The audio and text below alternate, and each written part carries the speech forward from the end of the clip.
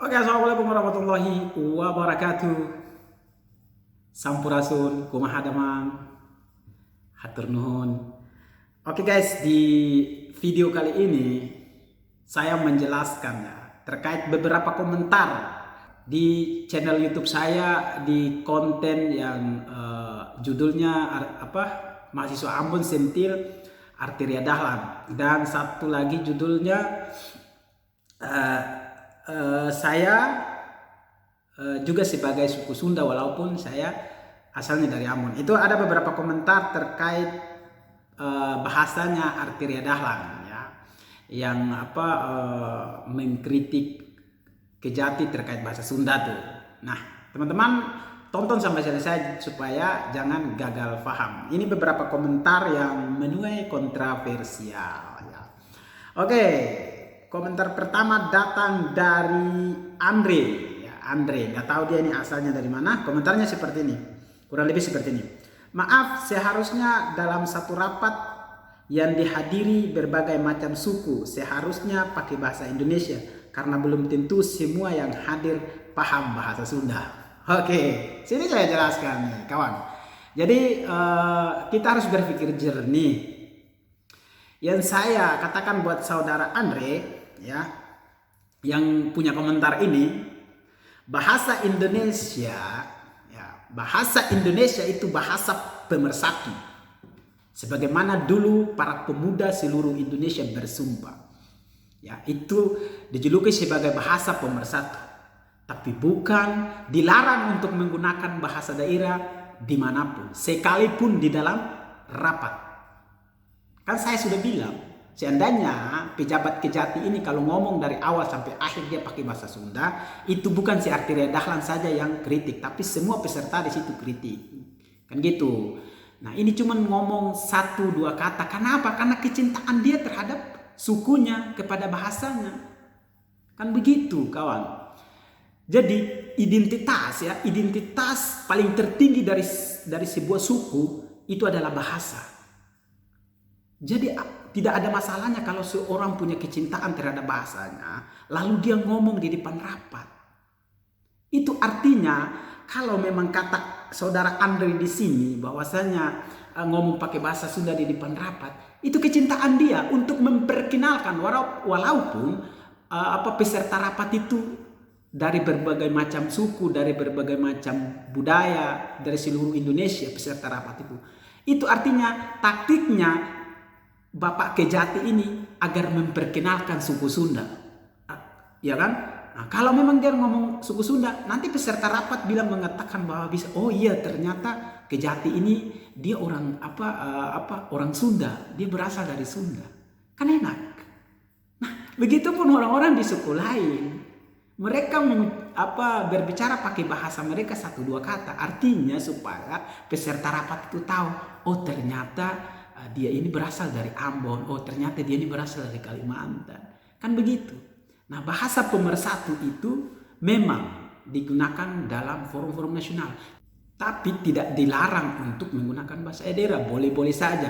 Bapak Presiden aja dia berbicara masih pakai logat Jawa, nggak apa-apa, ya kan?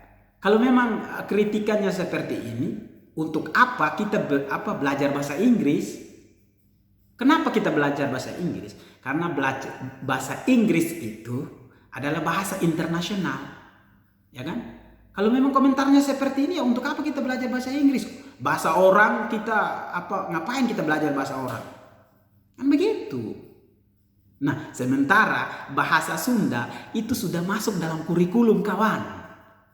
Ya, di sekolah-sekolah dia itu sudah belajar bahasa Sunda. Nah, apa? Untuk apa? Untuk melestarikan bahasa Sunda. Begitupun bahasa-bahasa di daerah lain itu sudah masuk dalam kurikulum. Jadi komentarnya itu di sebuah rapat harus bahasa Indonesia? Iya, wajar di sebuah rapat memakai bahasa Indonesia. Tapi wajib juga, boleh juga ya mengucapkan bahasa daerah di situ. Nah, jadi ingat saudara, kalau kata Bung Karno, jangan lupa jas merah, atau disebut dengan jangan lupa sejarah. Kawan, bahasa di seluruh semua suku di Indonesia itu berbeda-beda bahasa, berbeda-beda kultur, berbeda-beda budaya. Itu semua itu ada sebelum bangsa ini merdeka. Itu semua bahasa, semua kultur, semua budaya sudah ada sebelum bangsa ini merdeka, kawan. Jadi jangan merendahkan bahasa-bahasa daerah. Kita sama-sama saling mencintai.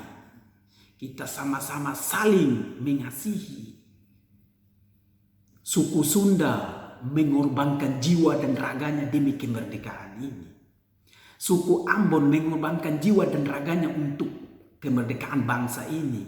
Suku Papua pun sama, suku Kalimantan pun sama, suku Batak pun sama. Semua memberikan kontribusi harta, nyawa demi mengusir para penjajah dari bumi pertiwi ini. Itu mereka mengusir dengan menggunakan bahasa mereka sendiri, kultur mereka sendiri, cara mereka sendiri. Lah sekarang Indonesia sudah merdeka, diberikan jabatan sebagai seorang anggota DPR RI kok. Perkataannya seperti itu, ya orang kecewa.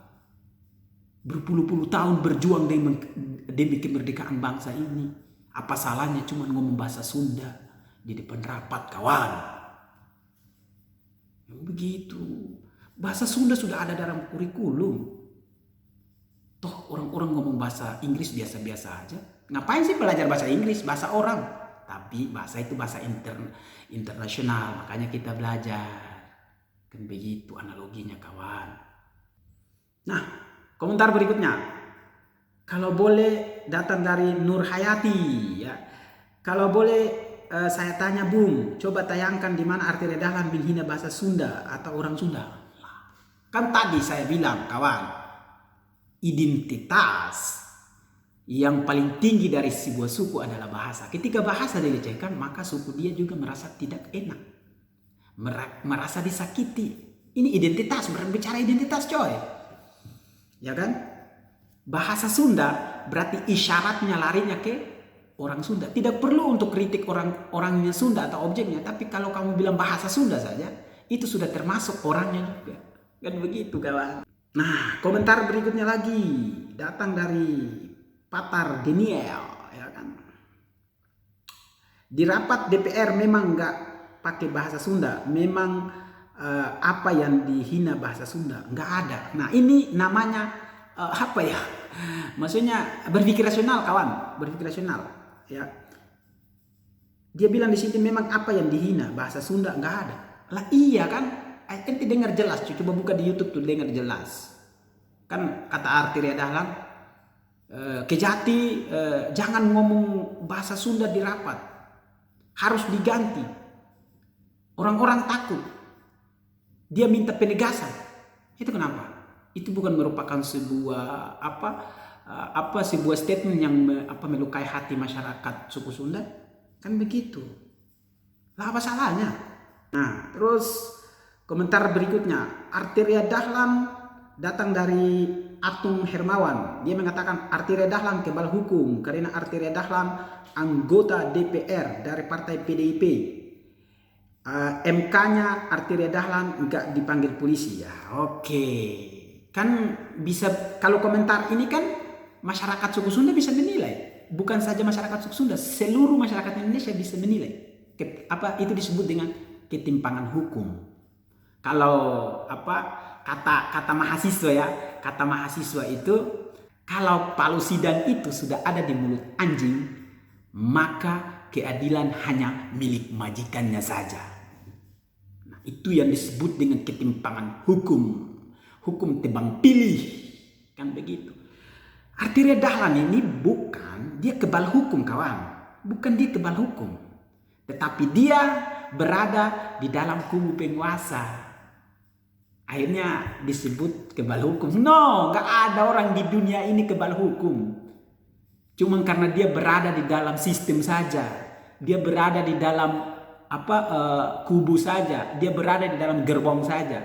Makanya ente kalau bilang dia kebal hukum, saya nggak setuju. Semua orang nggak kebal hukum. Hari ini kalau Arteria Dahlan ini di luar dari kubu penguasa, dia pasti diproses hukum seperti Edi Mulyadi, kawan. Begitu. Makanya kata Soekarno, jas merah jangan lupa sejarah. Begitu, kawan. Jadi menilai, mungkin masyarakat suku Sunda menilai sendiri. Saya mohon kita sama-sama menilai bagaimana ketimpangan hukum di Indonesia. Oke, itu saja. Itu bagian dari analisa kita sebagai masyarakat dan kita sebagai mahasiswa. Oke, salam hormat dari saya, Beta Jodei 07. Semoga kita semua sehat selalu dan semoga kita semua diberikan ketabahan kesabaran yang luar biasa. Karena kita mengacu kepada negara kita ini sedang tidak baik-baik saja. Oke, salam dari sana.